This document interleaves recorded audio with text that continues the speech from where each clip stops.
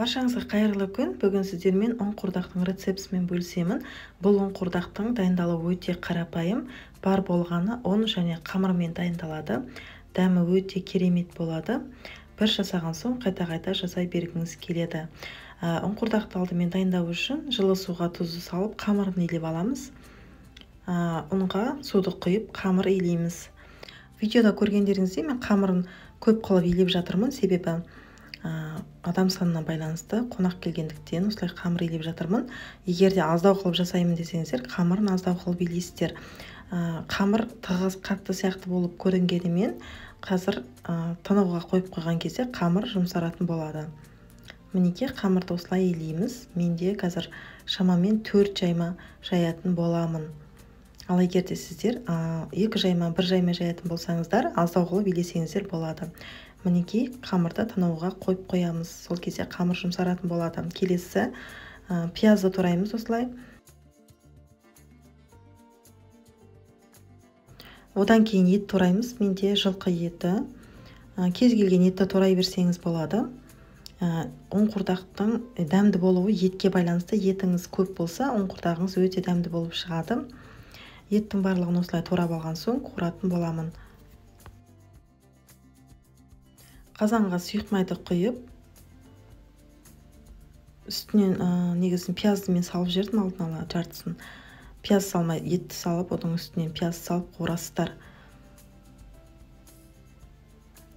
Одан кейін пиязды қосамыз, қалған барлығын қосып араластырып қуырамыз. Бетін жауып бұқтырып қоямыз. Және де достар, мен ұн қуырдағым көп болғандықтан қазаным кішкентай болып кетті. Сол себепті үлкен ыдысқа салып ауыстырдым. Бұл ұн қуырдақты қазіргі кезде әркім әрқалай дайындайды. Біреуі көкөністер қосып жатады, қаласаңыз қоссаңыз болады. Қоспай осылай жасай берсеңіз де өте дәмді болып шығады. Етті осылай қуырып тағы да кішкене бұқтырамыз. Етіміз қуырылды. Кішкене араластырамыз. Үстінен су құйып қайнатамыз. Қақпағын жауып қайнатамыз. Сорпамыз қайнап жатқан кезде қамырды жаятын боламыз. Бағанағы қамыр тынықты, жұмсарып тұр. Қамырдың тығыздығы менде өте жұқа емес, өте қатты емес, орташа тығыздықта болып шықты. Осылай қамырды теңдей 4 бөлікке бөліп, дөңгелек етіп аламын да. Барлығын осылай дайындап аламын да, бетін ыдыспен төңкеріп жауып қойып, бір-бірден алып жая беремін.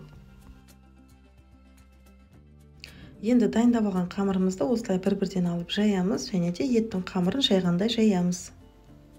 Және де достар, менің каналыма тіркелмеген болсаңыздар, тіркеліп қойыңыздар. Астындағы подписаться батырмасын басып, тіркеліп, лайк басып, комментарий жазып қалдырыңыздар.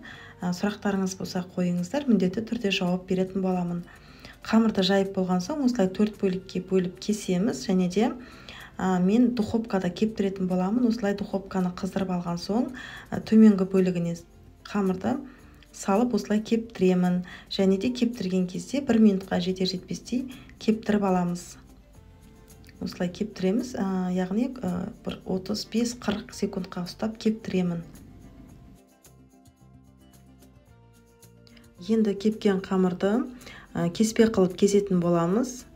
Осылай ортасынан теңдей етіп кесіп алған соң жіңішке қылып кесеміз барынша. Егер де алғаш рет жасап тұрсаңыз, жуан қылып кесіп жатсаңыз да ештеңе етпес.